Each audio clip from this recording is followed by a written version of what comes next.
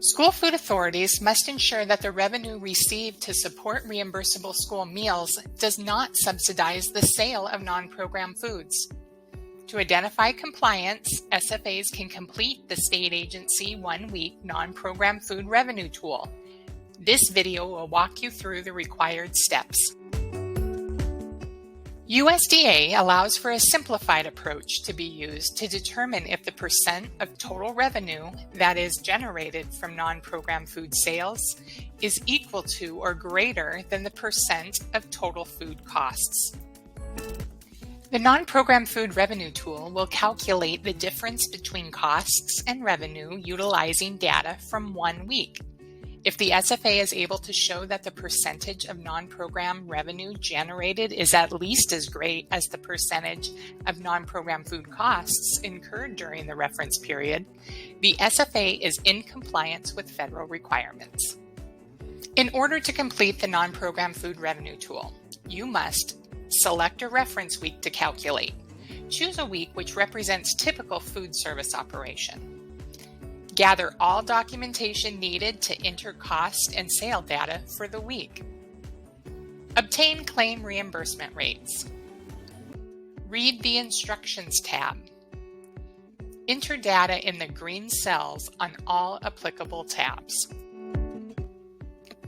Documentation required to complete the tool includes breakfast and lunch menus for all grade levels for the reference week, recipes and food items served for all grade levels each meal during the reference week, food and milk invoices relating to the breakfast and lunch menu items, USDA foods information, including product information sheets and direct delivery case costs, adult meal prices for breakfast and lunch, reduced and paid student meal prices for breakfast and lunch, breakfast and lunch reimbursement rates, meal participation totals, daily a la carte sales and other food sales for the week, such as catering or ordering for other departments. Follow the tabs to complete the tool. Complete the Instructions tab by adding SFA name and selecting applicable menus served. Enter any recipes that need to be calculated into the lunch recipe calculator. You can also use the Fruit and Veggie Bar tab to calculate salad bar costs. Fill in applicable green fields in the Lunch Menu tab. Complete additional lunch menu tabs as needed. Don't forget to add in a la carte sales for each item. If you serve breakfast, enter any recipes to be calculated into the Breakfast Recipe Calculator. Fill in applicable green fields in the Breakfast Menu tab and any additional menus as needed. Add any additional a la carte items not included in the daily menu in the a la carte tab. This may include chips, juice, cookies, etc. Once all applicable tabs are completed in full, head to the Compliance tab to view your results. Complete the Instructions tab by filling in the SFA name and selecting the applicable age grade group menus served.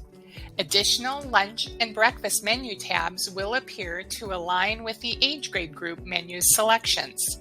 Each tab will need to be completed to represent the meal service for that week.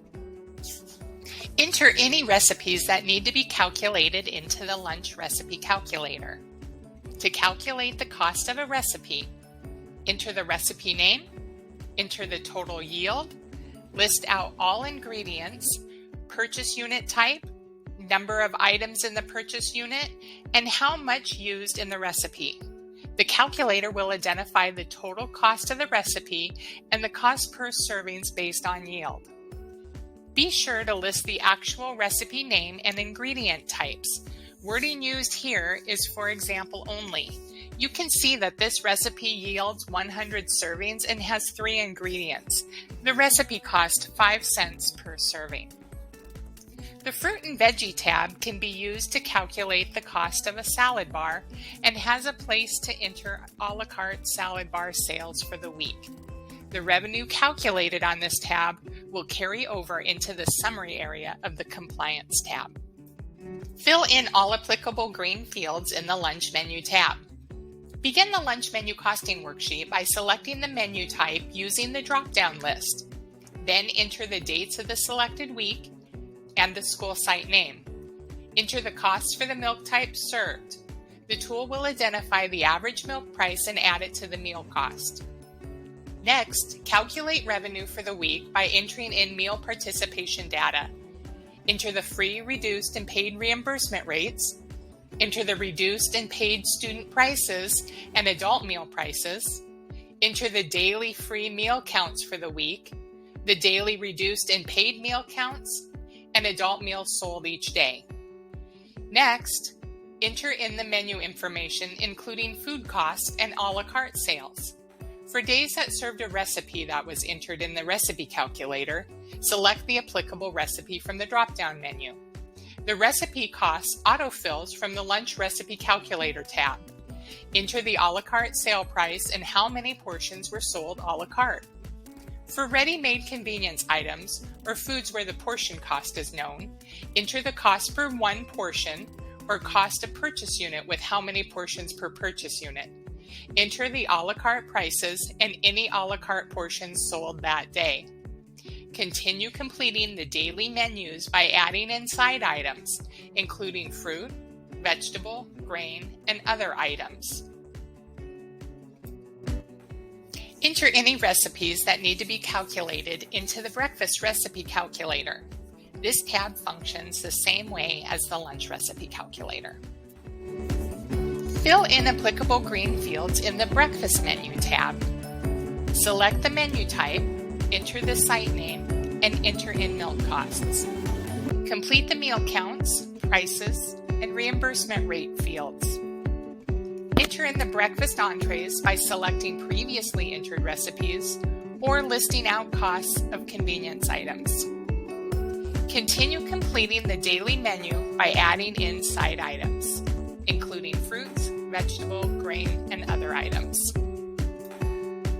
Add any additional a la carte items to the a la carte tab. Enter all a la carte food items and sales not included as part of the daily menu. This may include chips, juice, cookies, etc.